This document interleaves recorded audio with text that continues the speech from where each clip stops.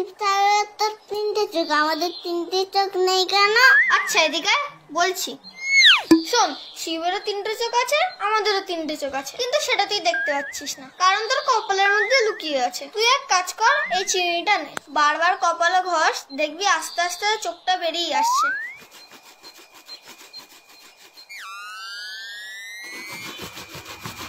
উফ, কি জ্বালা করছে, মনে হচ্ছে চোখটা দেখা আছে, দেখে আসি তো। এখনো দেখা যাচ্ছে না, মনে হয় আরো বসতে হবে। কোন কোন জায়গায় ব্যথা গো বান্ধবী ললিতা, কোন কোন জায়গায় ব্যথা গো বান্ধবী ললিতা। বাবান, এই বাবান, এ কি আঁকাবাদ দিয়ে কি করছিস এসব? ও মা, দেখো তো আমার কপালের চোখটা দেখা যাচ্ছে কিনা। কি অবস্থা করেছিস কপালটার?